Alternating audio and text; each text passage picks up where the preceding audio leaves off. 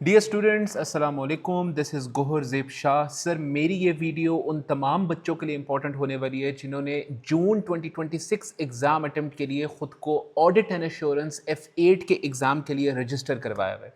Sir आज की date है 4 मई 2026 और अगर मैं एग्ज़ाम की बात करूं तो आज की डेट में और एग्ज़ाम तक आपके पास ऑलमोस्ट 25 डेज़ रिमेनिंग है, जिसमें आपको एक गाइडेंस देनी है मैंने इस वीडियो के थ्रू कि आप किस तरीके से इन फाइनल 25 डेज को यूटिलाइज कर सकते हैं to prepare for your examination even better.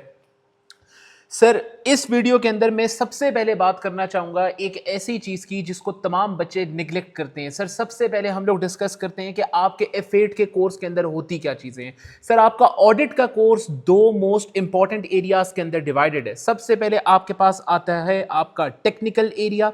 Technical meaning आपके एग्जाम में क्वेश्चन आएगा जो कि स्टोरी के साथ किसी सिनेरियो के साथ लिंक्ड होगा और आपका अपना आंसर वहां पे खुद डेवलप करना होगा। और दूसरा आपका एरिया होता है थ्योरेटिकल एरिया, यानी कि learned and written down things. Sir ये वो एरिया होता है जहां पे आपको सिनेरियो पढ़ने की जरूरत नहीं होती। एग्जामिनर आपसे क्वेश्चन पूछेगा फॉर 4 to 8 मार्क्स और उसको आपने सॉल्व कर देना है। वहां पे जो आंसर आपने याद किया वो होगा अपने सिलेबस के अंदर से, वो आपने इसी तरीके से लिख देना है। सर अगर मैं टेक्निकल एरिया की बात करूं, यानी कि वो एरिया जो कि आपके एग्जाम में किसी सिनेरियो या किसी स्टोरी के साथ लिंक्ड आता है, तो आपके पास मेजर वहां पे एरियाज बनते हैं कोड ऑफ कॉर्पोरेट गवर्नेंस, जिसमें हम लोग कंपनी को चलाने का तरीका सीखते हैं, जो आपको ये बताते हैं कि कंपनी का बोर्ड ऑफ डायरेक्टर्स होते हैं जिसमें नॉन एग्जीक्यूटिव डायरेक्टर्स होते हैं, दोस्त who further hire the executive directors of the company. Non executives की क्या रिस्पॉन्सिबिलिटीज हैं, नॉन एग्जीक्यूटिव्स ने कौन कौन सी कमिटीज बनानी होती हैं और इसके साथ साथ वो कंपनी को कैसे चलाते हैं, इंटरनल ऑडिट क्या होता है, एक बेसिक अंडरस्टैंडिंग यहां पे दी जाती है। आपको यहां से हमेशा एक टेक्निकल क्वेश्चन एग्जाम में आ सकता है। ऑलमोस्ट 6 मार्क्स का क्वेश्चन आपके पास यहां से आ सकता है, जिसमें एग्जामिनर आपसे कहेगा कि मैंने आपको स्टोरी के अंदर कोड ऑफ कॉर्पोरेट गवर्नेंस एक कंपनी ठीक तरीके से यूज नहीं कर रही, स्टोरी के अंदर हिडन पॉइंट्स हैं, उनको आइडेंटिफाई करना है, उनको एक्सप्लेन करना है। एक जगह पे आप उसको एक्सप्लेन करोगे कि क्या चीज company code of corporate governance को फॉलो नहीं कर रही, और दूसरी तरफ आप उसके अगेंस्ट एक रिकमेंडेशन प्रोवाइड करोगे कि इसको ठीक कैसे किया जा सकता है। सर इससे आगे जो इंपॉर्टेंट एरिया आता है दैट इज एथिक्स। एथिक्स के अंदर हमारे पास ICOP square which stands for integrity, confidentiality, objectivity, इसके साथ साथ ICOP professional competence and due care and professional behaviour. ये 5 फंडामेंटल प्रिंसिपल्स हैं आपके एथिक्स के, जो आपको ये बताते हैं कि आपने पूरी जिंदगी अपने प्रोफेशनल लाइफ के अंदर इन फंडामेंटल प्रिंसिपल्स को फॉलो करना है।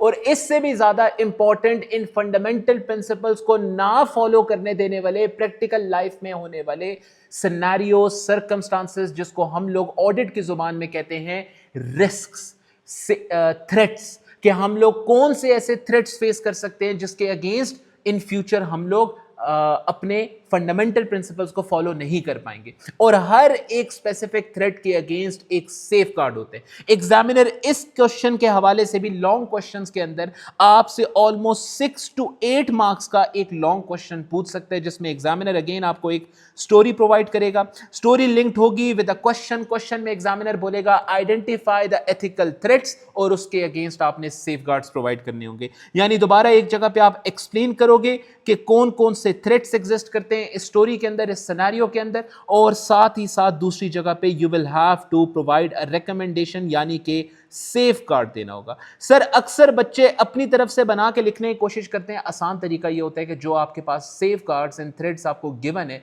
उनको समझें और उनके अगेंस्ट इंपॉर्टेंट पॉइंट्स को आप याद करने। जैसे गिफ्ट्स एंड हॉस्पिटैलिटी आपके पास, तो उसकी वजह से क्या एक्सप्लेनेशन है उसकी। कोड आपको स्ट्रेट फॉरवर्ड कहता है if you accept high value gifts and items from your client, there are more chances that you will let go of the client's mistakes because you will feel indebted towards the client. Sir इसी तरीके से इसके against code ही आपको ये बताता है कि इसका सेफ गार्ड क्या है, कि आपने ऐसे गिफ्ट्स नहीं एक्सेप्ट करने जिसकी वैल्यू ज्यादा हो। तो नॉर्मली हमारा सेफ गार्ड हमेशा ये होता है कि audit team should decline in a polite way that we cannot accept this gift to the management.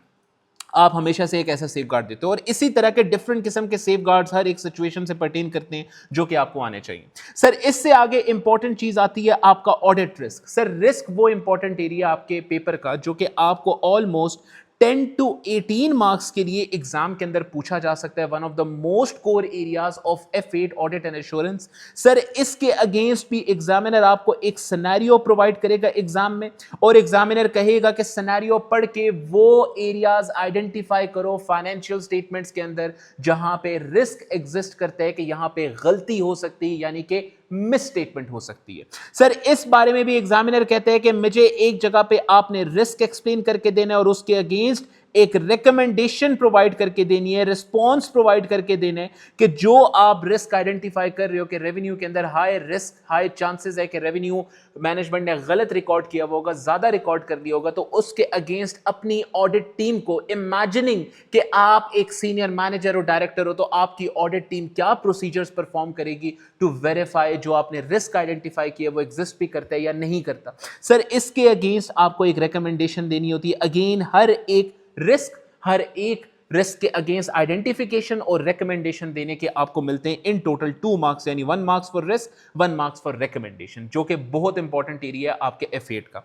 Sir इसके साथ साथ नेक्स्ट एरिया आता है क्वालिटी मैनेजमेंट का, जो कि पिछले कुछ एग्जाम अटेम्प्ट्स के बाद ये एक रीसेंट एडिशन है टुवर्ड्स F8 एग्जाम, जो कि अक्सर बच्चों को नहीं पता होती। सर इसमें आप एक्सपेक्ट कर सकते हैं up to maximum 6 marks within your exam, 6 से ज्यादा भी हो सकते हैं लेकिन there are very less chances. 6 marks तक क्वालिटी मैनेजमेंट का एक सिनेरियो बेस्ड क्वेश्चन आएगा और एग्जामिनर आपसे ये पूछेगा कहां कहां पे हम लोगों ने ऑडिट ठीक तरीके से नहीं किया। एक ऑडिट टीम जा चुकी थी, ऑडिट हो चुका है, अब आप रिव्यू कर रहे हो कि ऑडिट कहां कहां पे ठीक नहीं हुआ। अगेन आपने वो जगह आइडेंटिफाई करनी, यानी identification of areas where the audit has not been done properly, और उसके अगेंस्ट फ्यूचर में गलती ना रिपीट हो। क्या रिकमेंडेशन आप दे सकते हो कि हम लोग गलती ना रिपीट करें, वो रिकमेंडेशन देना। हर एक के 1 मार्क्स, यानी कि यहां पे आइडेंटिफिकेशन के 1 मार्क्स और एक रिकमेंडेशन के 1 मार्क्स। सर इसके साथ आपका अगला एरिया आता है सब्सटेंटिव प्रोसीजर्स का। सर सब्सटेंटिव प्रोसीजर्स वो एरिया है जिसमें 90% of audit and assurance students इसको बहुत ज़्यादा मुश्किल समझते हैं, इसको प्रॉपर्ली नहीं कर पाते। आसान तरीका ये होता है कि इसके बजाय आप अपने प्रोसीजर्स को याद करें, आप समझ लें कि प्रोसीजर्स बनते कैसे हैं, आपको खुद ही चीज़ें आना शुरू हो जाएंगी, खुद ही आप प्रोसीजर्स बनाना शुरू कर देंगे। सर इस केस में आप एक्सपेक्ट कर सकते हैं कि एग्जामिनर 10 to 15 मार्क्स के लिए एग्जाम के अंदर 5 मार्क्स में ब्रेकअप हुआ हुआ आपसे क्वेश्चन पूछ सकते हैं, डिफरेंट सब्सटेंटिव प्रोसीजर्स बनाने को आपको कह सकते हैं। जैसे 5 मार्क्स के लिए उसने कह दिया कि रेवेन्यू को वेरीफाई करने के लिए सब्सटेंटिव प्रोसीजर्स बनाओ, 5 मार्क्स के लिए उसने कह दिया रिसीवेबल्स को वेरीफाई करने के लिए सब्सटेंटिव प्रोसीजर्स बनाओ, एंड 5 मार्क्स के लिए एग्जामिनर कह सकता है कि इन्वेंट्री को वेरीफाई करने के लिए सब्सटेंटिव प्रोसीजर्स बनाओ। सर कौन कौन से एरियाज पे सब्सटेंटिव प्रोसीजर्स आ सकते हैं आपके एग्जाम के अंदर? एग्जामिनर ने साफ साफ लिखा है कि रिसीवेबल्स, पेबल्स, प्रोविजंस, रेवेन्यू, इसके साथ साथ डायरेक्टर रिम्यूनरेशन जो डिस्क्लोजर होता है उसके ऊपर। एडिशनली आप ये कह सकते हो किसी किस्म का केस चल रहा है हमारे खिलाफ, इन्वेंट्री काउंट हो गया, एंड इक्विटी।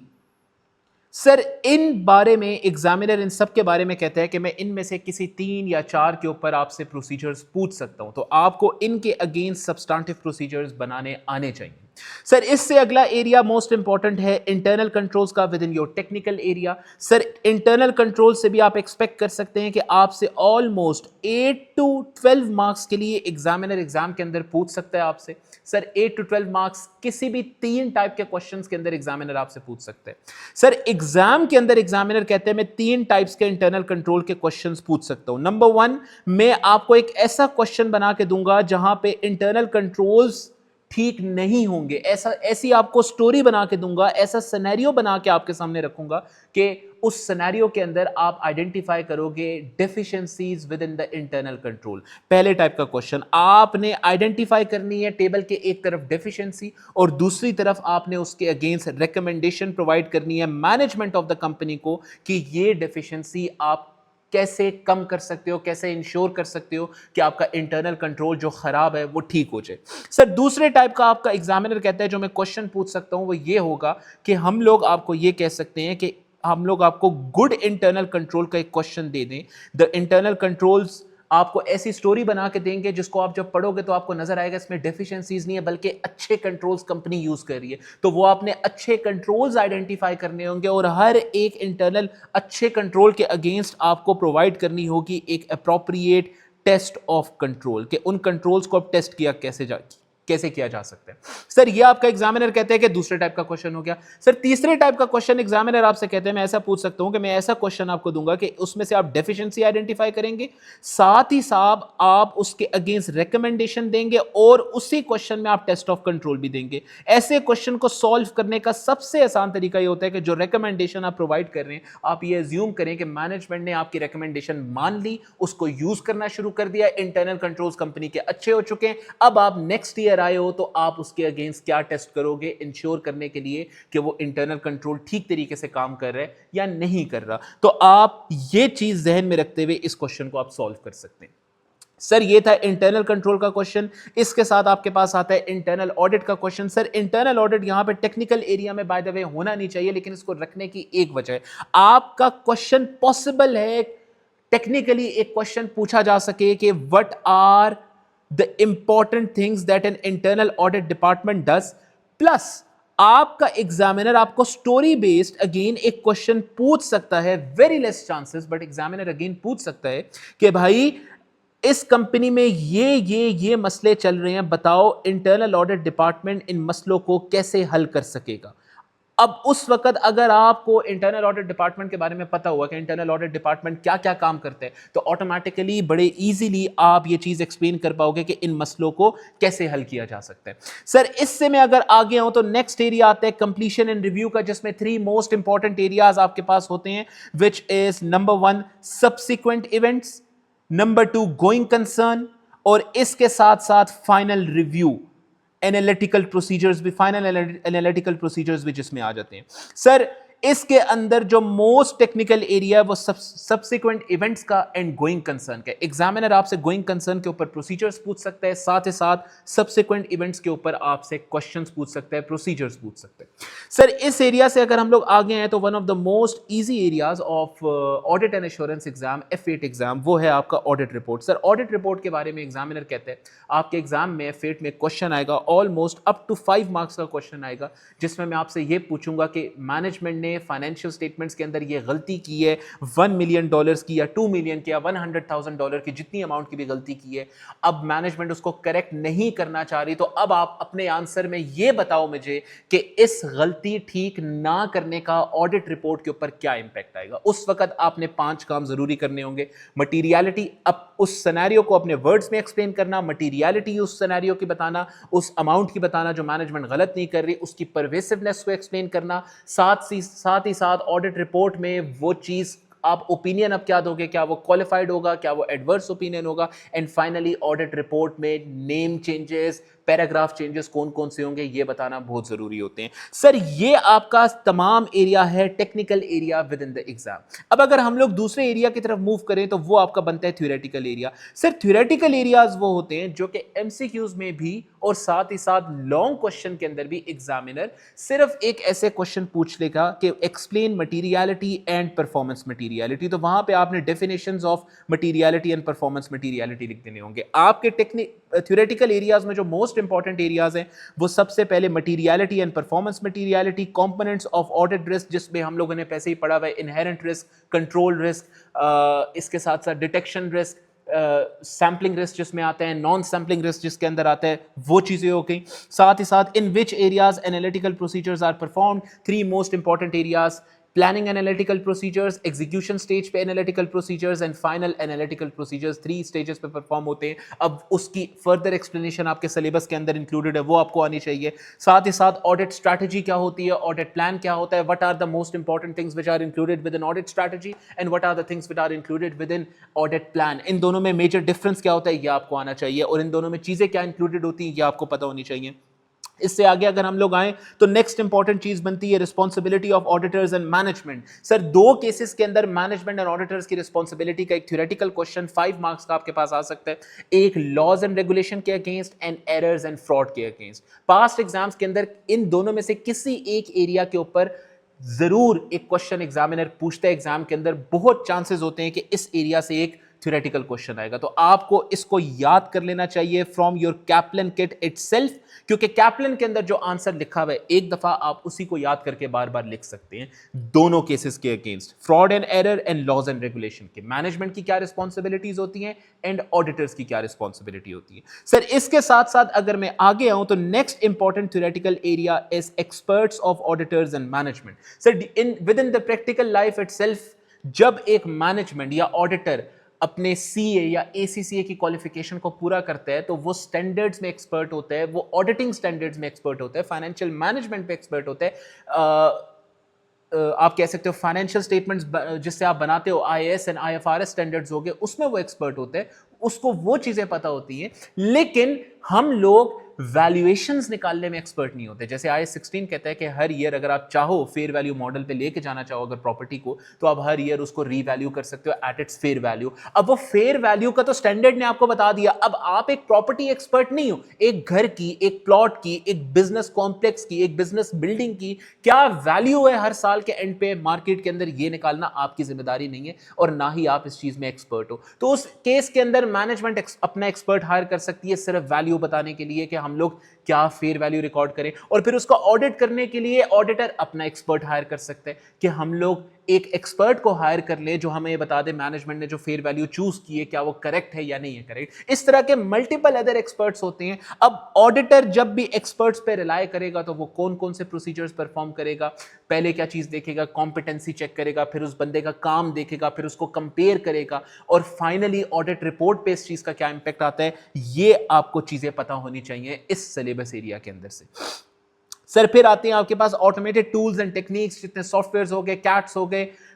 इसके साथ साथ आपके पास मल्टीपल डाटा एनालिटिक्स का एक बहुत छोटा सा आपके पास सिलेबस एरिया के अंदर एक टॉपिक है डाटा एनालिटिक्स के नाम से, आपको वो आना चाहिए इस एरिया के अंदर से। साथ ही साथ components of internal control, what are the 5 components of internal control जो हम लोग पढ़ते हैं अपने इंटरनल कंट्रोल वाले सेक्शन के अंदर, वो और उनकी डेफिनेशन आपको आनी चाहिए। Secondly, what are the differences between direct and indirect controls and इनकी डेफिनेशंस क्या होती हैं, आपको ये आनी चाहिए एग्जाम के लिए। एंड सिस्टम, सर सिस्टम के अंदर से specifically revenue, receivable, payable, receivable हो गया, कैश एंड बैंक सिस्टम के जब भी हमने रेवेन्यू रिकॉर्ड करना होता है तो कैसे रिकॉर्ड करना चाहिए, पहले इनवॉइस जाएगी, पहले ऑर्डर आएगा कस्टमर का, फिर हम लोग उसको गुड्स डिलीवर करेंगे, फिर इनवॉइस जाएगी, फिर जब वो इनवॉइस चली जाएगी तो रेवेन्यू रिकॉर्ड कर लेंगे, रेवेन्यू रिकॉर्ड हो गया तो उसके बाद जब हमें कस्टमर पे करेगा तो हम लोग उसको राइट ऑफ कर देंगे, हम लोग ये रिकॉर्ड कर लेंगे कस्टमर पे कर चुके हैं। इसी तरह से रिसीवेबल का प्रोसेस, पेबल का प्रोसेस, आपके इंटरनल कंट्रोल्स के सिलेबस एरिया के अंदर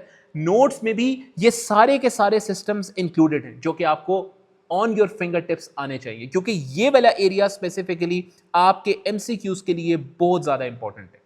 सर इससे आगे आऊं तो आखिरी जो आपके पास इंपॉर्टेंट एरिया है वो ये है कि जब ऑडिटर इंटरनल कंट्रोल के अंदर डेफिशिएंसीज आइडेंटिफाई कर लेता है तो उन डेफिशिएंसीज के साथ वो क्या करते हैं, वो मैनेजमेंट को बताएगा कि तुम्हारे इंटरनल कंट्रोल्स ठीक नहीं है, या वो जाके बोर्ड ऑफ डायरेक्टर्स को बताएगा कि तुम्हारे इंटरनल कंट्रोल्स ठीक नहीं है, या वो ऑडिट कमेटी को बताएगा कि तुम्हारे इंटरनल कंट्रोल्स ठीक नहीं है। अच्छा वो ये बताएगा भी तो कौन कौन से इंटरनल कंट्रोल्स के बारे में बताएगा, कितना इन डेप्थ उन बंदों को समझाएगा कि ये कंट्रोल तुम्हें ऐसे यूज करने चाहिए, ऐसे नहीं करने चाहिए, जैसे भी आपने कौन कौन सी बातें बतानी है, कैसे वो कम्युनिकेशन करनी है, किस किस बंदे के साथ कम्युनिकेशन करनी है, वो सब कुछ इस एरिया के अंदर आता है जो कि आपको फिंगर टिप्स के ऊपर आना चाहिए। सर ये आपका मेन एरिया ऑफ सिलेबस है जो कि आपको आना चाहिए। अगर मैं डिवीजन की बात करूं तो एग्जाम के अंदर हिस्टोरिकली भी यही रहा है कि आपका टेक्निकल एरिया ऑलमोस्ट 80 मार्क्स का एग्जाम के अंदर आता है, MCQs plus the long questions. लेकिन अगर मैं थ्योरेटिकल एरिया की बात करूं तो वो आपका 20% ऑलमोस्ट एग्जाम के अंदर आता है,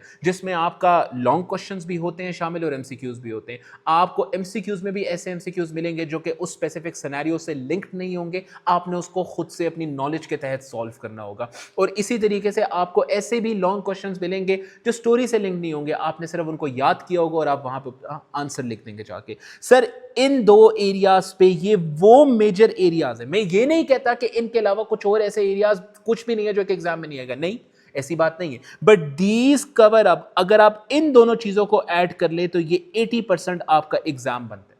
बाकी 20% ऑफ द एग्जाम F8 के बाकी एरिया से आते हैं जो कि मैंने यहां पे इंक्लूड नहीं किए। थ्योरेटिकल के अंदर बहुत बाकी भी एरियाज है जो कि आपको आने चाहिए, लेकिन इसका हरगिज मतलब ये नहीं है कि यहां पे अगर इंक्लूडेड नहीं है तो आप उनको याद भी ना करें।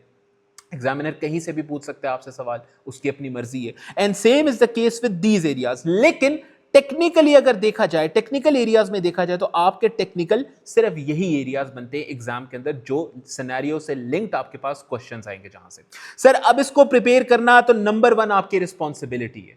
अब जरा हम लोग मूव करते हैं आपके एग्जाम फॉर्मेट की तरफ कि एग्जामिनर एग्जाम फॉर्मेट से पर्टेन क्या कहते हैं। सर आपका एग्जाम जो है वो डिवाइडेड है between 2 different section, section A and section B. Section A में आपके पास 3 एक स्टोरी आएगी और इस स्टोरी से लिंक्ड आपके पास 5 डिफरेंट एमसीक्यूज आएंगे। हर एमसीक्यू के 2 मार्क्स होंगे। इस स्टोरी को पढ़ के आपने उन पांचों के पांचों एमसीक्यूज को सॉल्व करना होगा, यानी कि एक स्टोरी से आपको 10 मार्क्स मिलेंगे। और इस तरह की आपके पास 3 स्टोरीज या जिसको आप सिनेरियोस कहते हो आपके पास वो आएंगे। सर ये आपका सेक्शन ए है। इन टोटल आपका जो सेक्शन ए होता है दैट इज वर्थ 30 मार्क्स। अब आते हैं हम लोग सेक्शन बी की तरफ। सर सेक्शन बी में आपके पास 3 क्वेश्चंस आएंगे जो कि लॉन्ग क्वेश्चंस होंगे, आपको लिखने पड़ेंगे, टाइप आउट करने पड़ेंगे अपने आंसर्स, कैलकुलेशन परफॉर्म करके। सर सेक्शन बी के अंदर एग्जामिनर स्ट्रेट फॉरवर्ड कहता है कि आपका क्वेश्चन 1 होगा 30 मार्क्स का, जो ब्रेक डाउन होगा बिटवीन फर्दर डिफरेंट रिक्वायरमेंट्स, जैसे एक स्टोरी गिवन है और उसके साथ फिर पार्ट ए में 5 मार्क्स के सब्सटेंटिव प्रोसीजर, पार्ट बी के अंदर लेट्स सपोज 15 मार्क्स के ऑडिट रिस्क, पार्ट सी के अंदर 5 मार्क्स के लिए कोई थ्योरेटिकल क्वेश्चन उठ के आ गया, तो इन टोटल आपके पास ये बन के 25 मार्क्स। और एक और क्वेश्चन वो शामिल कर सकता है इस पार्ट के अंदर, कह सकता है कि 5 मार्क्स के लिए आप ये भी सॉल्व करें। इसी तरह से क्वेश्चन 2 आपके पास 20 मार्क्स का आएगा जो कि डिवाइडेड होगा बिटवीन डिफरेंट पार्ट्स, और क्वेश्चन 3 आएगा 20 मार्क्स का जो कि डिवाइडेड होगा between different requirements as well. Sir अब समझने की बात यह है कि एग्जामिनर कहते हैं ये जो आपके टेक्निकल एरियाज हैं, ये जो आपके टेक्निकल एरियाज है जितने भी हैं, इसमें से तो आप मेरे से ये सवाल मत पूछें कि कौन सा एरिया सेक्शन बी में आएगा कौन सा नहीं आएगा। All of the technical areas are examinable within section B. Question 1 आपका मोस्ट प्रोबेबली ऑडिट रिस्क का हो सकता है, और ये ऑडिट रिस्क है तो आपके major 3 pillars of audit exam वो आपके हैं, एक ऑडिट रिस्क, सब्सटेंटिव प्रोसीजर और फिर इंटरनल कंट्रोल। एग्जामिनर ये भी कर सकता है कि ऑडिट रिस्क के एरिया के अंदर 15 मार्क्स का ऑडिट रिस्क पूछ के या तो आपसे सीसीजी का क्वेश्चन पूछेगा, और या तो आपसे एथिक्स का एक क्वेश्चन पूछेगा, और या तो आपसे वो क्वेश्चन पूछेगा क्वालिटी का, और ये भी हो सकता है कि वो तीनों मिला के पूछ ले। इसका हरगिज मतलब ये नहीं है कि आप एग्जामिनर के बारे में ये अज्यूम करके बैठ लो कि दिसंबर 20 जो आपका मार्च 2026 की एग्जाम अटेम्प्ट थी उसके अंदर अगर एक क्वेश्चन आया है, उसके अंदर एग्जामिनर ने एथिक्स पे क्वेश्चन पूछा है, तो जून 2026 में वो ऐसा नहीं करेगा, ऐसा नहीं होने वाला। एग्जामिनर की मर्जी है, वो इन तमाम टेक्निकल एरियाज से कोई भी क्वेश्चन उठा के सेक्शन बी को पूरा कर सकता है। क्वेश्चन 1 आपका किसी भी टेक्निकल एरिया से आ सकता है, क्वेश्चन 2 एंड क्वेश्चन 3 किसी भी टेक्निकल एरिया से आ सकते हैं, और इन्हीं क्वेश्चंस के अंदर कुछ कुछ points 5 to let's say 5 marks इसमें, 2 मार्क्स इसमें, 3 मार्क्स इसके अंदर, ये आपके टेक्निकल एरिया के अंदर, थ्योरेटिकल एरिया के अंदर से उठ के आ सकते हैं। सर अगर मैं सेक्शन ए की बात करूं तो एग्जामिनर यहां पे भी कैसा है कि अगेन चाहे टेक्निकल एरिया हो या थ्योरेटिकल एरिया हो, मैं कहीं से भी आपसे किसी भी किस्म का एमसीक्यूज पूछ सकता हूं एग्जाम के लिए, आपने प्रिपेयर्ड रहना। सर अगर मैं आपको फाइनल गाइडेंस प्रोवाइड करूं कि आपने एग्जाम को प्रिपेयर किस तरीके से करना है, सर एक बात याद रखें, ऑडिट एंड एश्योरेंस की जो प्रिपरेशन रेट है, जो पासिंग रेट है, वो ऑलमोस्ट 45% रहा है हिस्टोरिकली, और इसकी सबसे बड़ी वजह यह है कि बच्चे एक चीज भूल जाते हैं, एमसीक्यूज। आपका जो प्रिपरेशन पीरियड होता है वो ऑलमोस्ट 3 मंथ्स का होता है, अभी आपके पास 1 मंथ पड़ा हुआ है पीछे प्रिपेयर करने के लिए। अक्सर बच्चे ये भूल जाते हैं कि एमसीक्यूज पेपर के लिए कितने इंपॉर्टेंट होते हैं। सर वो इस एरिया के लिए प्रिपेयर करते हैं 3 महीने जोर लगा के। ऑलमोस्ट 70 मार्क्स का आपका ये एरिया आता है एग्जाम के अंदर, 70 मार्क्स का ये एरिया। अब वो 70 मार्क्स के लिए जब आप प्रिपेयर करते हो और आप एग्जाम में जाके करते हो, तो आप मैक्सिमम कितने मार्क्स ले सकते हैं 70 में से? सर यहां पे आप 50, एक एवरेज बच्चा 70 के अंदर 40 टू 45 मार्क्स लेके आता है। जो चीज आपको पास करवाती है पीछे वो होते हैं एमसीक्यूज, जो चीज आपको 70 प्लस मार्क्स पे पुश करती है वो होते हैं आपके एमसीक्यूज। और एक एवरेज बच्चा एमसीक्यूज जो पासिंग होता है, जो 55-60 मार्क्स के ऊपर पास करते हैं एग्जाम को, उसके एमसीक्यूज के अंदर 30 में से 10 टू 15 मार्क्स आते हैं, तब जाके उसकी एवरेज बनती है पूरे एग्जाम की 60-65 मार्क्स की, तब जाके वो अपने एग्जाम को पास कर रहे होते हैं। सर ये एमसीक्यूज प्रिपेयर करना बहुत ज़्यादा ज़रूरी है। इसी वजह से मेरी आपको एक बहुत प्यारी गाइडेंस है कि पिछले ऑलमोस्ट 2 मंथ्स आपने जान मार के अपने सेक्शन बी के लिए तमाम टेक्निकल एंड थ्योरेटिकल एरिया को तो आपने प्रिपेयर कर लिया। अब जब बात आती है आपके एमसीक्यूज के ऊपर, आपके पास 1 मंथ पड़ा हुआ है। It is my kind request कि आप लोगों ने अगर प्रिपेयर करना है अप्रोप्रिएटली तो सबसे पहले आपके कैप्लन किट के अंदर जितने दिए गए एमसीक्यूज है उनको सॉल्व करें। जरूर आपके क्वेश्चंस गलत होंगे, उसमें घबराने की जरूरत नहीं है। आंसर को देखा करें और सोचा करें कि आपने क्या आंसर किया था, वो किस वजह से गलत था और किट का आंसर किस लिए ठीक है, ये आपको पता होनी चाहिए चीजें।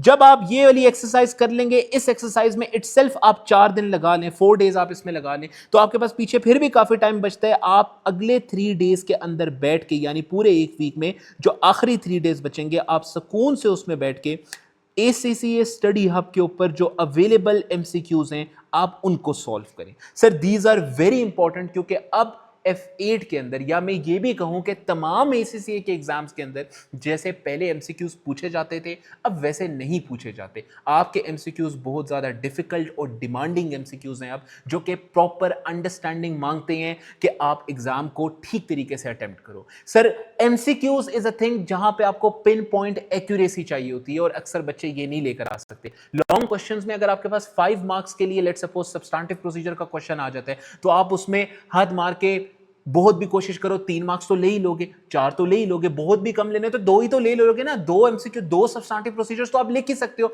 लेकिन एमसीक्यूज में फॉर एग्जांपल एग्जामिनर कहता है कि ये एक अकाउंट है, ये रेवेन्यू है, रिसीवेबल है, इसके अगेंस्ट कौन सा ऐसा सब्सटेंटिव प्रोसीजर है जो कि कंप्लीटनेस को वेरीफाई करेगा। अब अगर आपको अंडरस्टैंडिंग नहीं है तो वो जो 4 ऑप्शंस उसने दिए हुए होंगे, आपको तो वहां पे करेक्ट ही सेलेक्ट करना है, तभी 2 मार्क्स मिलेंगे आपको।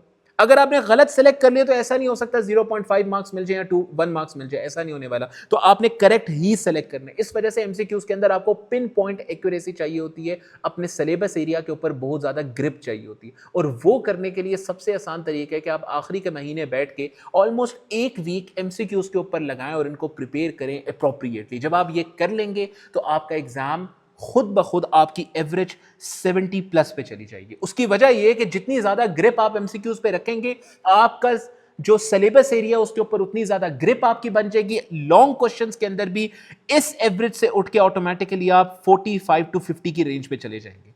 उसकी रीजन ये होगी कि एमसीक्यूज ने आपकी बहुत अच्छी ग्रिप बना के रखी होगी all over the syllabus area. जहां पे सब्सटेंटिव प्रोसीजर में आप 3 मार्क्स लेते हैं, वहां पे आप 4 ले लेंगे बड़े आसान से।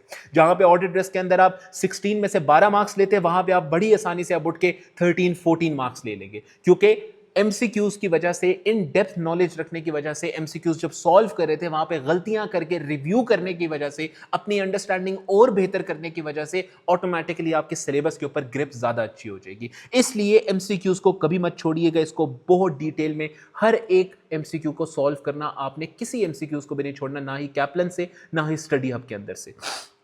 सर ये मेरी एक प्रॉपर गाइडेंस है आपके एग्जाम के लिए कि आपने लास्ट जो आपके पास 1 मंथ बचता है, इसके अंदर आपने जो प्रिपरेशन करनी है वो एमसीक्यूज के ऊपर बहुत जोर देना है। जब आपके एमसीक्यूज प्रिपेयर हो जाएं तो आपके पास कैप्लन के जितने भी लॉन्ग क्वेश्चंस हैं, जितने भी अवेलेबल लॉन्ग क्वेश्चंस हैं, वो 100% आपके सॉल्व होने चाहिए। स्टडी हब से आप बेशक ना करें लॉन्ग क्वेश्चन सॉल्व, लेकिन कैप्लन से आपके सॉल्व होने चाहिए। और प्लस फिर आप मूव कर जाएं लास्ट फाइनल 1 वीक के अंदर, you should move towards past paper practice and you should practice at least 5 past exams। खुद से उनको ACCA स्टडी हब प्रिपेयर करें, उनको वहां पे लिखें, टाइप आउट करें अपने आंसर को 3 घंटे के अंदर, इंश्योर करें कि आपका एग्जाम खत्म हो और आहिस्ता आहिस्ता आप खुद ही बेहतर होते जाएंगे। जब पहला मॉक एग्जाम सॉल्व करेंगे उसमें आपका टाइम पूरा नहीं होगा, दूसरे में बहुत अच्छे टाइम में कंप्लीट होगा, तीसरे में और भी बेहतर टाइम में कंप्लीट होगा, and so on. 5th mock तक जब आप पहुंचेंगे तो आप पिन पॉइंट एक्यूरेसी के साथ अपने आंसर्स को लिख सकेंगे। That is all from my side. It is kind request कि अपने एग्जाम को ठीक तरीके से प्रिपेयर करें